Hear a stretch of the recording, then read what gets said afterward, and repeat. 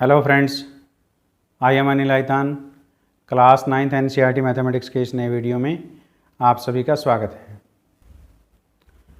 Friends, इस video में आप समझेंगे एक्सरसाइज 7.2 के क्वेश्चन नंबर 5 और 6 को। स्टूडेंट्स, चैनल को अभी तक सब्सक्राइब नहीं किया है तो सब्सक्राइब कीजिए, बेल आइकन को प्रेस कीजिए ताकि नए वीडियो आने पर आपको नोटिफिकेशन प्राप्त हो सके। क्वेश्चन नंबर 5, ABC और DBC समान आधार BC पर स्थित दो समद्विबाहु त्रिभुज हैं। यानी ABC और DBC समान आधार BC पर दो समद्विबाहु त्रिभुज हैं। दर्शाइए कि एंगल ABD ये जो एंगल है पूरा वो बराबर है एंगल ACD के इस एंगल के बराबर हमने सिद्ध करना है। दिया है ABC और DBC समान आधार BC पर स्थित दो समद्विबाहु त्रिभुज हैं। सिद्ध करना है एंगल ABD बराबर है एंगल ACD। प्रमाण। समद्विबाहु त्रिभुज ABC में समद्विबाहु त्रिभुज ABC में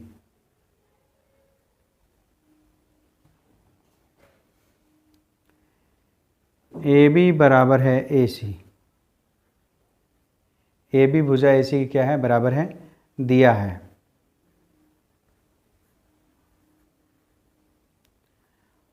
तो इस प्रकार एंगल ABC ये जो एंगल है एंगल ABC बराबर है एंगल ACB के, इस एंगल के।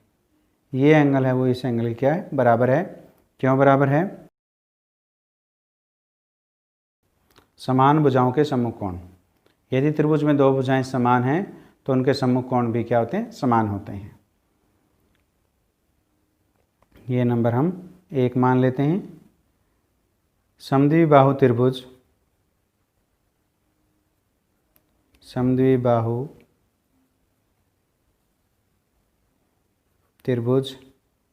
DBC में DBC ये समद्विबाहु त्रिभुज है, इसमें DB बराबर है DC। ये क्या है? दिया है। DB भुजा है वो DC के क्या है? बराबर है। ये दिया हुआ है। तो इस प्रकार एंगल DBC बराबर है एंगल DCB के। एंगल DBC ये जो एंगल है वो बराबर है एंगल DCB के, इस एंगल के क्या है? बराबर है। क्यों बराबर है? समान भुजाओं के सम्मुख कोण क्या होते हैं? बराबर होते हैं। तो इसको हम नंबर 2 मान लेते हैं। 1 और 2 को जोड़ने पर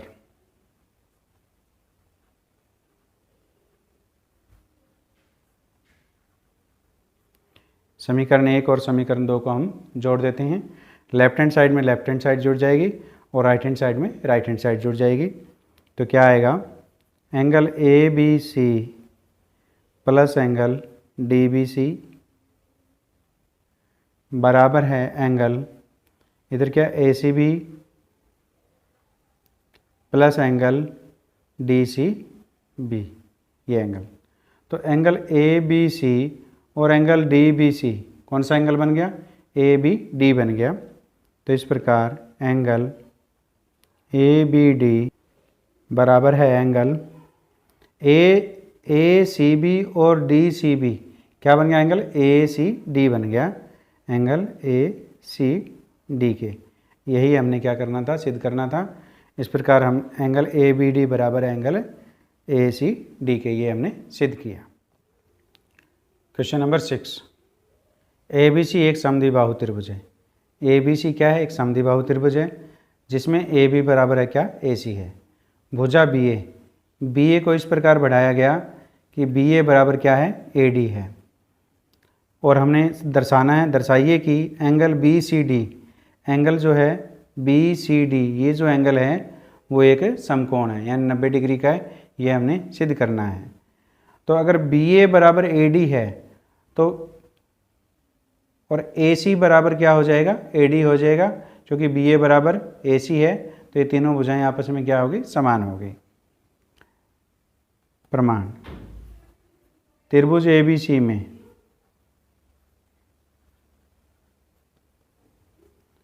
ए बी बराबर है ए सी, ए बी भुजा क्या है, ए सी के बराबर है। तो इस प्रकार एंगल ए बी सी बराबर है एंगल ए सी बी के। ये जो एंगल है वो इस एंगल के क्या हो गया, बराबर हो गया। क्यों बराबर हो गया, समान भुजाओं के सम्मुख कोण।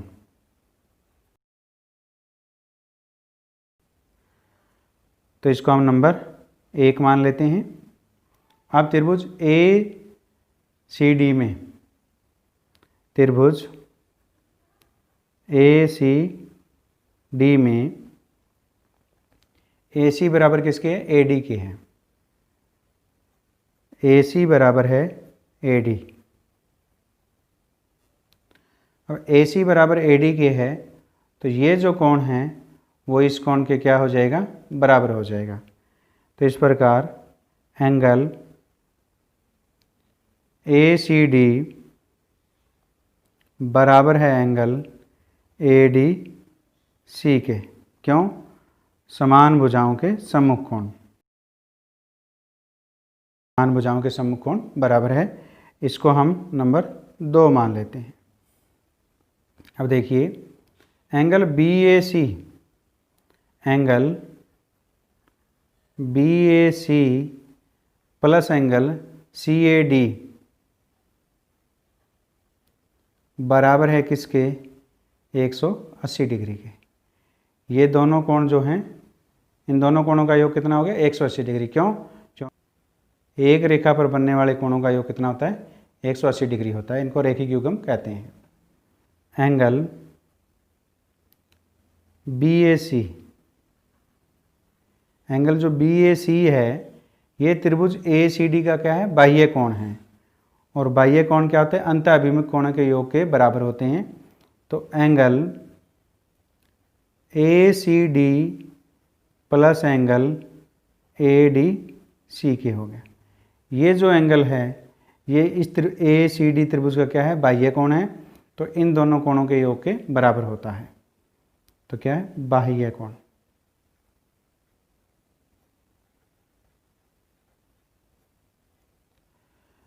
तो लेकिन एंगल ए सी डी जो है, ए डी सी और ए सी डी क्या है, बराबर हैं। तो ए डी सी की जगह हम क्या लिख सकते हैं, ए सी डी लिख सकते हैं। तो angle A C D plus angle A C D किसके प्रयोग से, 2 से। तो इस प्रकार ये किसके बराबर हो गया, ए सी डी और ए सी डी क्या हो गया, 2 ए सी डी हो गया एंगल। इस प्रकार एंगल बी ए सी जो है वो किसके बराबर हो गया, एंगल 2 ए सी डी के बराबर हो गया। अब हम एंगल लेते हैं C A D, angle C A D. जो एंगल सी ए डी जो है ये कौन है, वो क्या है, त्रिभुज ए बी सी का क्या है, बाह्य कोण है। तो एंगल ए बी सी और एंगल ए सी बी के बराबर है, यानी बाह्य कोण अंत अभिमुख कोणों के योग के बराबर होता है। तो हम सी ए डी को लिखेंगे angle A B C plus angle A C B के। एंगल ए बी सी और एंगल ए सी बी, इन दोनों कोणों के योग के बराबर ये एंगल है। एंगल ए बी सी बराबर है एंगल ए सी बी के। तो ए बी सी की जगह हम क्या लिख सकते हैं, A C B. Angle A C B plus angle A C B किसके प्रयोग से, 1 से। तो इसको हम लिख सकते हैं A C B plus A C B कितना हो गया, 2 एंगल ए सी बी हो गया। Angle B A C plus angle C A D, angle BAC plus angle CAD किसके बराबर हो गए? 2 angle ACD plus 2 angle ACB के, तो 2 कॉमन आ गया। Angle ACD plus angle ACB। अब BAC और CAD किसके बराबर है? 180 डिग्री के है, तो हम ऐसे लिख सकते हैं इस प्रकार 2 एंगल, और जो ACD प्लस ACB है, एंगल ACD और ACB क्या हो गया? एंगल BCD हो गया। तो एंगल 2BCD बराबर कितना हो गया? 180 डिग्री हो गया। तो एंगल BCD बराबर कितना हो गया? 180/2, तो कितना? 90 डिग्री। तो एंगल BCD बराबर कितना हो गया? 90 डिग्री हो गया। यही हमने सिद्ध करना था। अतः एंगल BCD एक समकोण है,